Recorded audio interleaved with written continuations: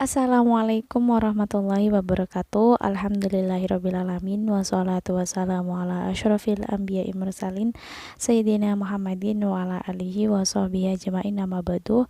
Puji syukur atas kehadiran Allah subhanahu ta'ala yang telah memberikan kita rahmat dan juga nikmatnya kepada kita semua.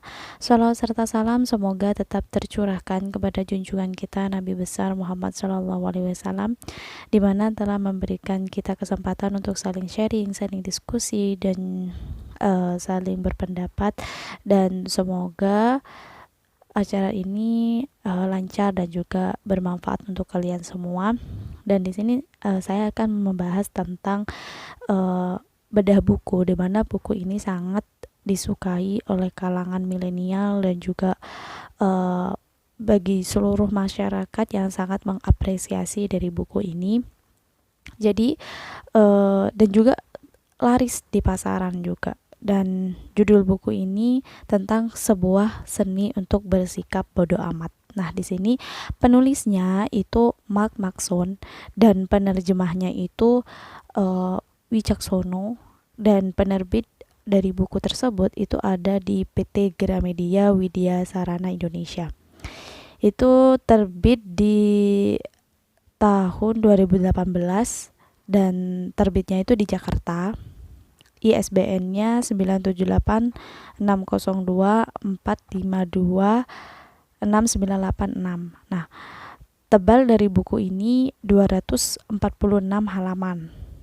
Dan mungkin harganya ya, mungkin kalian semua pada tahu kan, dan kalian semua sudah punya buku tentang sebuah seni untuk bersikap bodoh amat dah. Jadi di sini saya cuma mau membedah buku ini bagaimana menurut pendapat saya tentang isi buku tersebut gitu.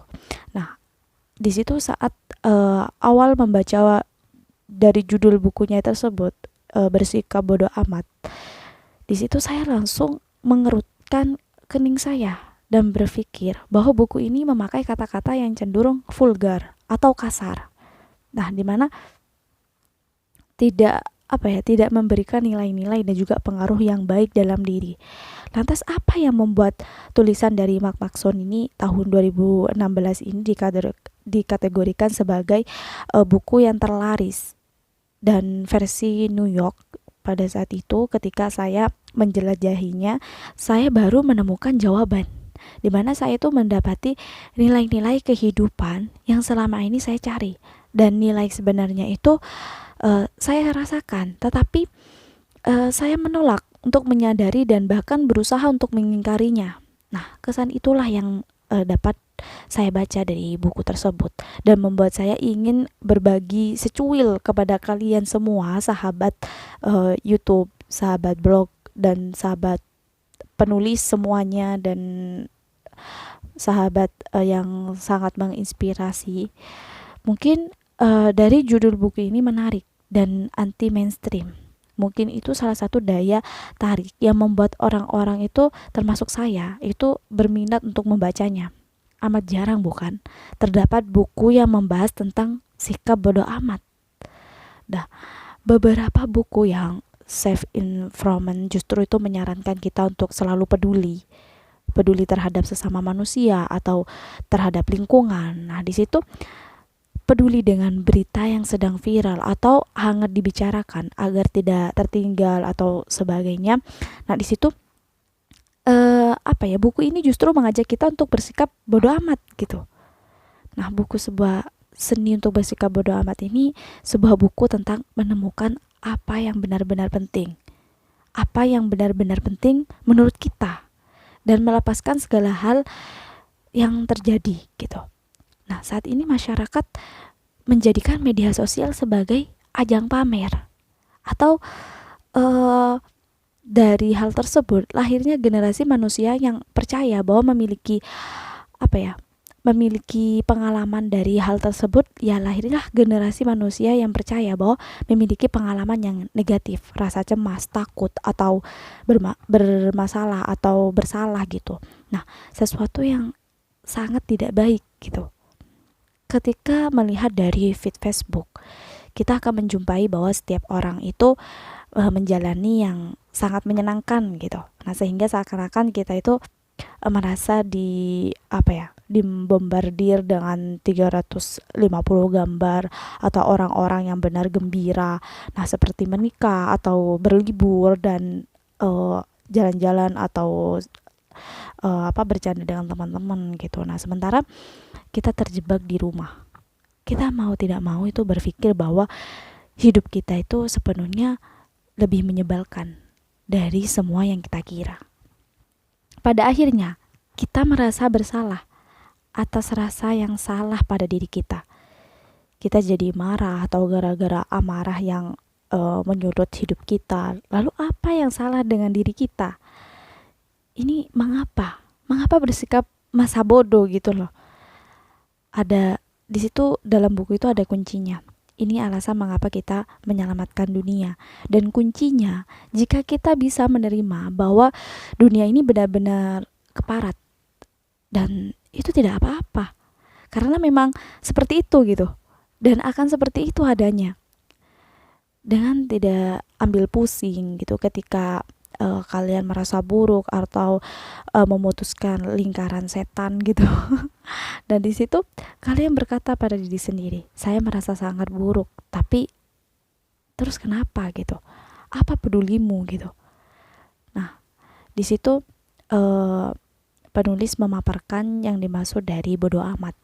Masa bodoh atau bodoh amat itu dari segi arti itu memandang tanpa gentar atau tantangan yang paling sulit dalam kehidupan dan mau mengambil suatu tindakan. Itu ada di halaman, kalau tidak salah ya, halaman 14. Nah, kematian menjadi alasan mendasar mengapa kita harus bodoh amat. Kita dan setiap orang itu yang kita kenal itu akan meninggal pada suatu saat, dan dalam waktu yang singkat itu diperhatikan yang kita memiliki terbatas gitu, memiliki sangat sedikit waktu gitu. Karena jika kita mau memperdulikan setiap hal atau setiap orang tanpa pertimbangan atau pilihan yang matang, maka hidup kita itu tentu akan kacau. Nah, kekuatan buku ini terletak pada isinya. Isinya itu sangat padat dan terkesan nyeleneh dan tidak seperti buku pengembangan diri pada umumnya gitu. Nah, ketika membaca buku pengembangan diri, kita akan termotivasi atau merasa baik gitu. Ketika membaca buku pengembangan diri, kita akan mungkin termotivasi dan mungkin diri kita menjadi lebih baik. Namun berbeda gitu dari yang saya baca di buku Manson ini, kita akan dibuat tertawa gitu, atau dibuat senyum-senyum gimana gitu, atau mendengus atau mungkin menangis gitu.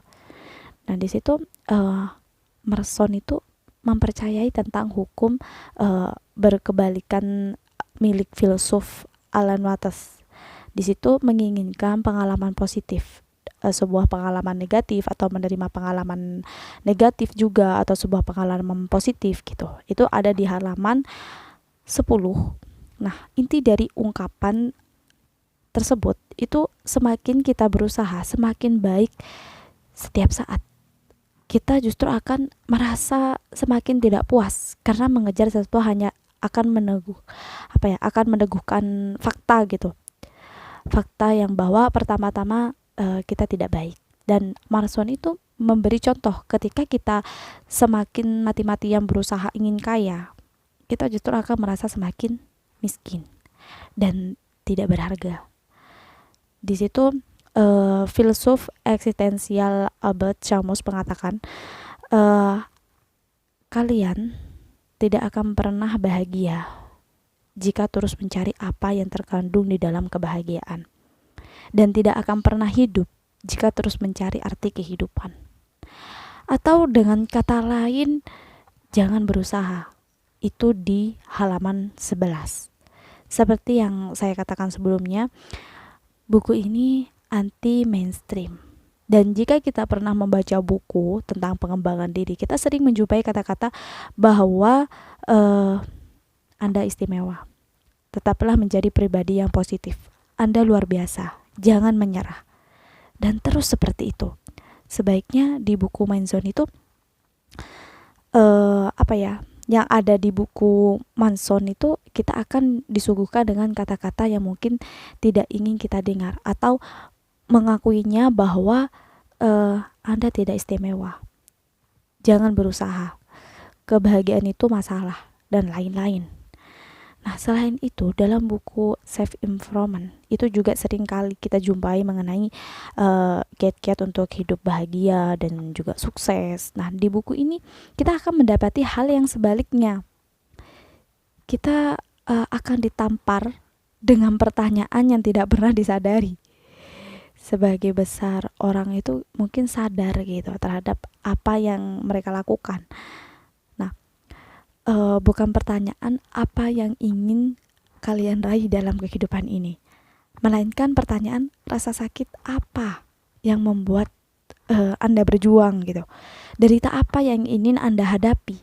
Nah, pertanyaan-pertanyaan seperti itu penting karena akan menjadi apa hidup kita nanti, masa depan kita nanti gitu. Ini pertanyaan yang dapat mengubah sebuah sudut pandang, sebuah kehidupan. Inilah yang menentukan pribadi kita dan yang membedakan kita gitu, serta pada ujungnya itu menyatukan kita semua. Nah, di situ Manson itu mencontohkan rasa sakit atau penderitaan yang dimaksud gitu, seperti adanya kenyataan bahwa sebagian besar orang itu ingin mendapatkan posisi puncak di perusahaan atau mendapatkan banyak uang, namun tidak banyak orang itu bersedia menderita selama 60 jam dalam minggu kerjanya dan perjalanan pergi pulang kantor yang jauh dan berkas kerja yang memuakkan juga. Nah, pada kenyataan jalan setapak itu menuju kebahagiaan, jalan yang penuh dengan tangisan atau rasa malu. Nah, di situ ada kutipan, Anda harus menentukan pilihan. Anda tidak mungkin memiliki hidup yang bebas dari rasa sakit. Hidup tidak bisa selalu mekar seperti mawar dan fantastis seperti unicorn. Nah, pertanyaan tentang kenikmatan tergolong yang mudah ini karena hampir semua orang itu punya jawaban yang serupa. Itu di halaman 44. Nah, lebih dari sekedar buku panduan praktis untuk memilih mana yang harus diprioritaskan. Ya, prioritas dalam hidup gitu. Di buku ini saya juga menemukan realitas yang sangat jujur, tidak mengenai kebahagiaan, melainkan rasa sakit, ketakutan, harapan, atau kepastian yang kita terima untuk sukses dan juga bahagia. Nah, Manson menarik kita keluar dari hayalan dan juga penghayalan. Dia itu memaksa kita untuk tidak hanya melihat dan bersembunyi dari kepahitan, tetapi juga menerimanya gitu. Seperti pembahasan mengenai berpikir positif gitu. Dalam bukunya itu Max itu memasukkan sikap tetap positif, tetap bernilai positif ke dalam nilai-nilai sampah.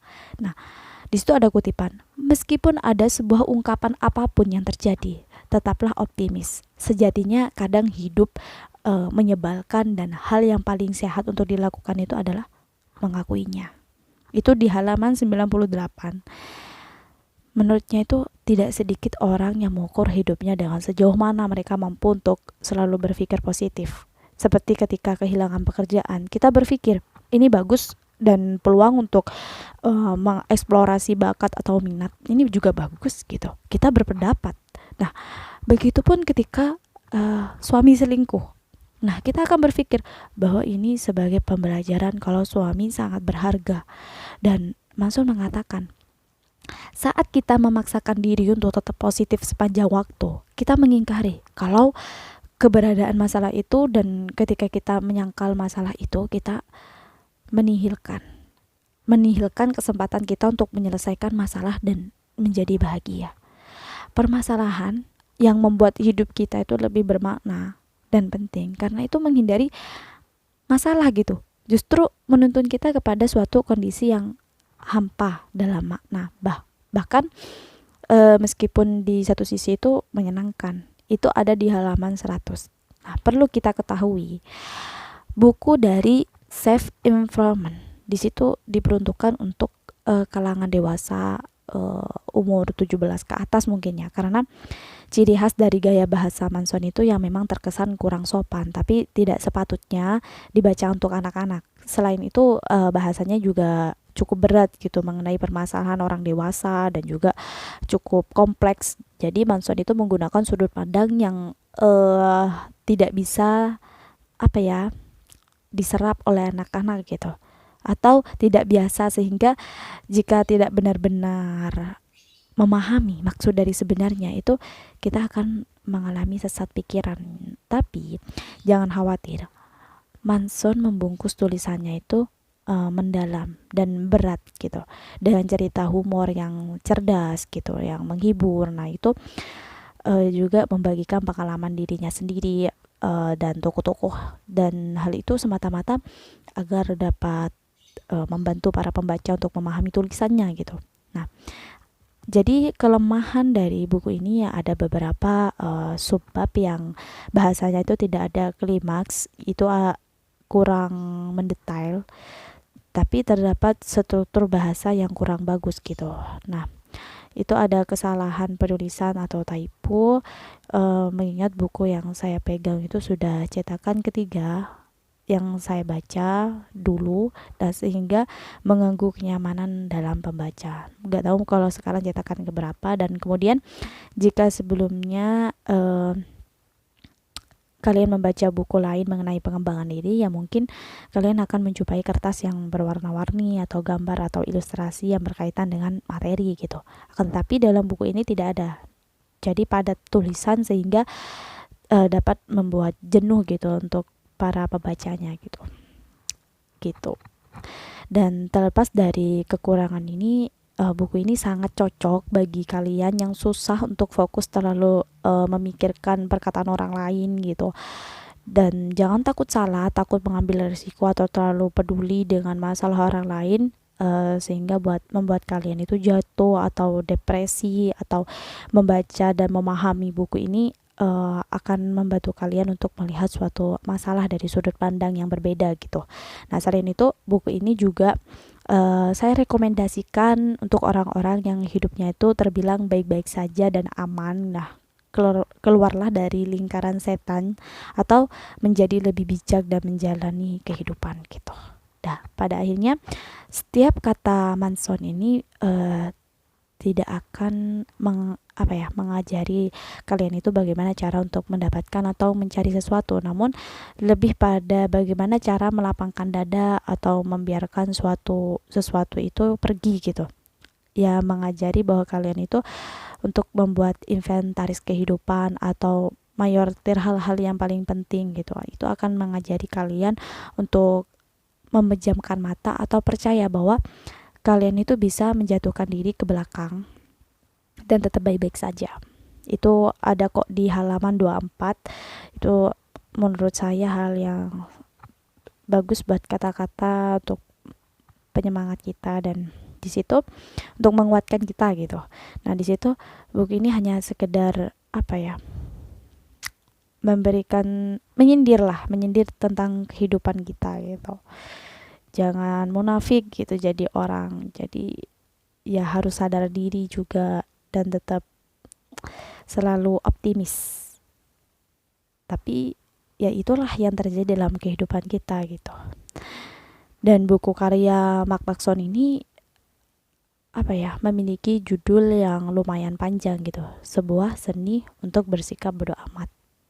Dan bukan hanya judul saja, versi terjemahan dalam bahasa Indonesia ini juga memiliki taklin tambahan gitu, tentang pendekatan yang waras demi menjalankan hidup yang baik gitu.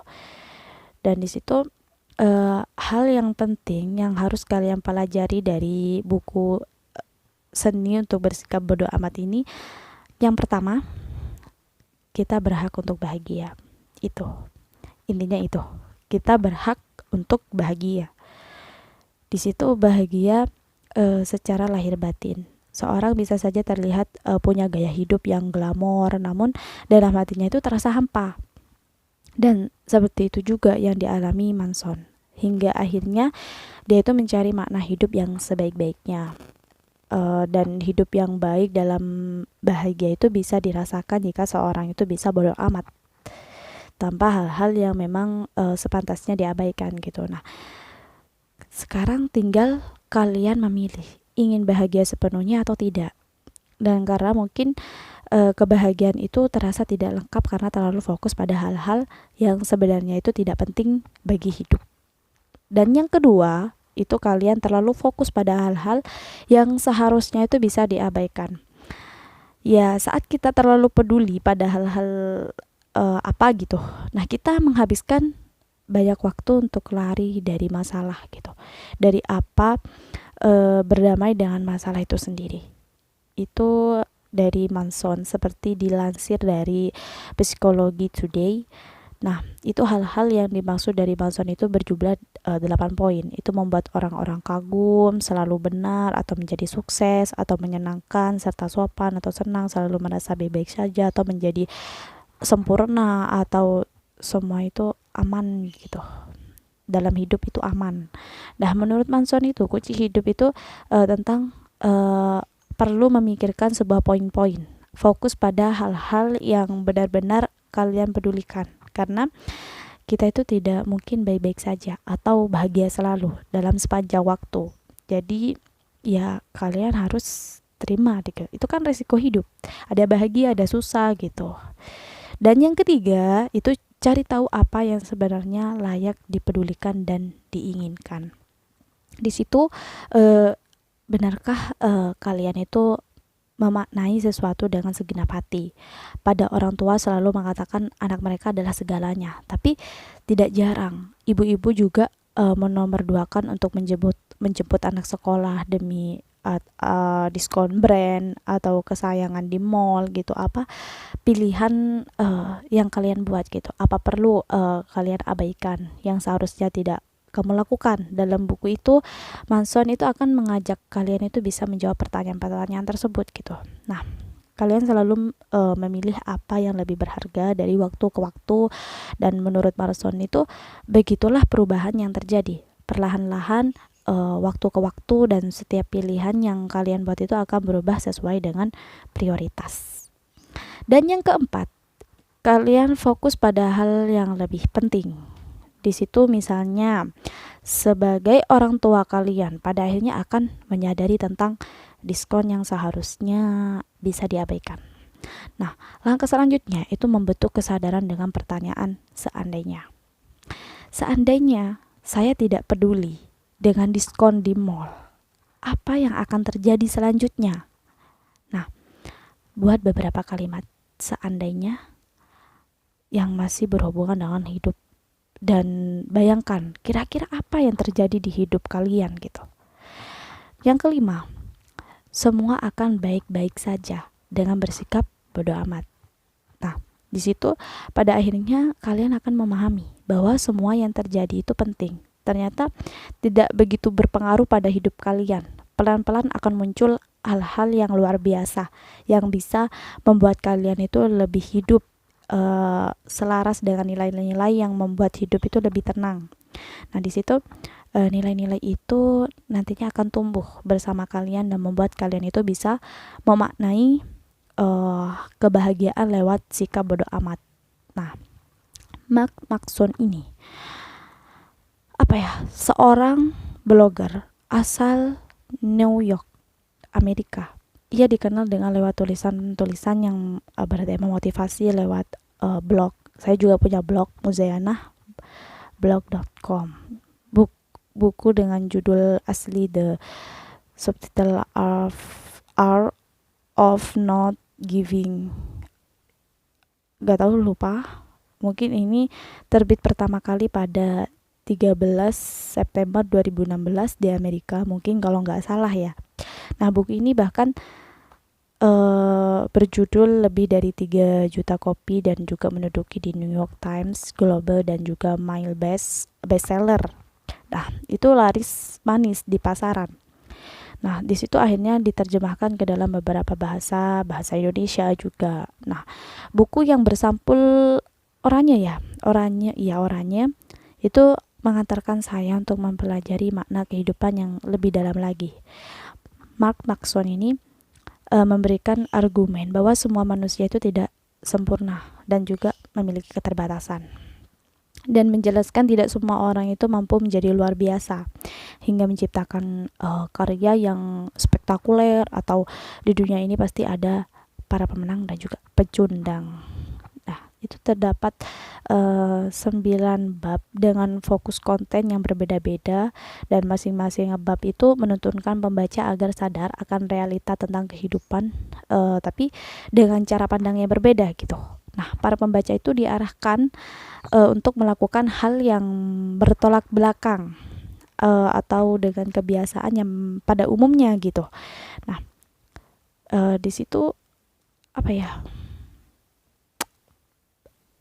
Di awal bab itu, misalnya pembaca itu mungkin sudah dibuat tercengang dengan judul yang disuguhkan penulis. Ya, jangan berusaha. Dalam ulasan buku itu tertulis bahwa budaya sekarang orang yang terobsesi mewujudkan harapan-harapan positif yang mustahil diwujudkan, atau seperti menjadi lebih bahagia, menjadi lebih sehat, menjadi paling baik, menjadi lebih pintar, menjadi lebih kaya, dan lain-lain. Nah, coba berhenti sejenak dan renungkan lebih dalam lagi. Sesungguhnya segala macam nasihat itu menjadi pribadi positif. Ya, memberikan penekanan gitu pada kekurangan dalam diri sendiri. Nah, Marx menguraikan bahwa bila seorang yang kurang memperdulikan suatu hal, itu justru orang itu cenderung mengerjakan hal dengan baik.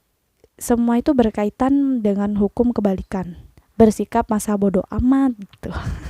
Sesungguhnya buku tersebut itu menghasilkan sesuatu yang besar gitu. Mengejar hal positif akan menghasilkan hal negatif. Sebaliknya, mengejar hal negatif akan menghasilkan hal positif. Gimana itu maksudnya? Nah, itu salah satu bagian yang menarik perhatian saya. Dan ketika Markson itu mengartikan makna kegagalan dan juga kesuksesan, dia itu mengajak para pembaca untuk menyelami lagi makna kata sukses, kata kegagalan. Nah, karena banyak orang yang salah mengartikan kedua kata tersebut, menurutnya itu baik sukses atau gagal, dua konsep yang relatif tergantung pada perspektif masing-masing individu. Secara naluri itu ada orang yang menemui kondisi untuk takut gagal. Orang itu hanya terpaku pada apa yang ada di depan yang dikuasainya gitu. Nah, meskipun buku tersebut terjemah dari bahasa Inggris atau bahasa yang disajikan itu tidak berbelit-belit gitu, Marx itu memberikan contoh kasus yang realita gitu berdasarkan konsep yang ia tulis. Nah, sehingga para pembaca itu dapat mencerna konten buku secara maksimal. Bagi para pembaca yang tertarik dengan buku Self Improvement, itu buku yang sangat direkomendasikan, dan buku ini cocok bagi semua umur, baik yang sedang menempuh pendidikan, sedang bekerja, hingga orang yang lanjut usia. Nah, sayangnya buku ini tidak dilengkapi dengan gambar gitu, hanya berupa tulisan atau kutipan untuk mempersingkat bahasa. Dan bagi para pembaca yang kurang senang dengan buku full tulisan, itu buku itu tidak direkomendasikan untuk kalian, karena mungkin menurut kalian sangat membosankan karena hanya bentuk tulisan saja gitu. Tapi dari makna buku tersebut, top, the best. Saya ajungkan jempol karena buku itu bestseller. Dan bagi saya buku ini cukup berani dan frontal. Jarang sekali saya membaca buku yang bergenre self improvement dengan kata-kata yang cukup kasar dan juga belak-belakan gitu. Dan buku ini benar-benar menabrak konsep dari buku self improvement pada umumnya, di mana berisikan dengan kalimat-kalimat motivasi atau mencerahkan pikiran dan juga memberikan daya semangat untuk lebih bersikap lebih baik lagi gitu. Nah, sebaliknya buku ini justru lebih menggambarkan pada suatu realita yang nyata yang terjadi di sekitar hidup kita gitu, suatu kenyataan di mana kita itu terlalu banyak memikirkan hal yang sesungguhnya itu tidak mesti untuk dipikirkan gitu. Fokus apa yang memang benar-benar perlu kita pikirkan saja gitu. Dan buku ini berbicara bagaimana cara untuk meringankan masalah atau rasa sakit. Nah, dan bukan juga panduan untuk mencapai sesuatu, tetapi buku ini mengubah rasa sakit menjadi kekuatan dan mengubah masalah itu menjadi masalah yang lebih baik. Khususnya buku ini akan mengajari untuk peduli lebih sedikit lah gitu. Itu Mark Manson. Ya, bersikap bodoh amat di dalam buku ini bukan berarti menjadi acuh tak acuh gitu dengan segala hal yang ada di dunia, tapi kita itu jangan bertindak seenaknya jidat atau berperilaku sembarangan gitu atau semaunya gitu. Nah, di situ banyak sih dari kebanyakan buku-buku self improvement yang selama ini saya baca, mungkin ini sungguh nampak dari isinya itu berbeda sekali dengan buku-buku yang lain dan juga memiliki pendekatan yang tidak biasa dengan melekatnya sisi rasional dan juga menguatkan pola pikir untuk lebih mencermati keadaan secara tajam. Dan dengan buku ini kita belajar untuk menjadi apa adanya, mengajak untuk lebih berdamai dengan diri sendiri. Dan untuk kalian yang mudah stres atau apa gitu dalam menghadapi masalah lah, baca, dan saya merekomendasikan buat kalian untuk membaca buku ini. Tapi di dalam buku ini banyak banget manfaat yang kita ambil dari buku Sebuah Seni untuk Bersikap Bodoh Amat. Dan apapun masalah kalian, konsepnya sama, selesaikan masalah lalu bahagia. Nah, sayangnya bagi banyak orang itu rasa hidup itu tidak sesederhana itu, karena mereka itu menghadapi masalah dengan paling tidak satu dari dua cara, itu penyangkalan atau mentalitas korban. Itu ada di halaman 37 di buku Bersikap Bodoh Amat.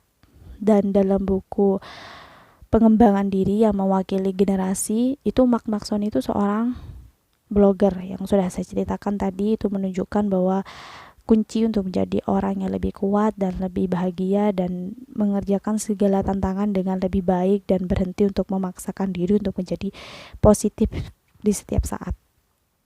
Dan bingung gitu mau ngomong apa lagi. Pokoknya buku ini sangat direkomendasikan sekali buat kalian. Dan mengapa? Karena ketika kita kurang memperdulikan sesuatu, kita justru mengerjakan hal itu dengan lebih baik. Dengan kata lain, bersikap bodoh amat.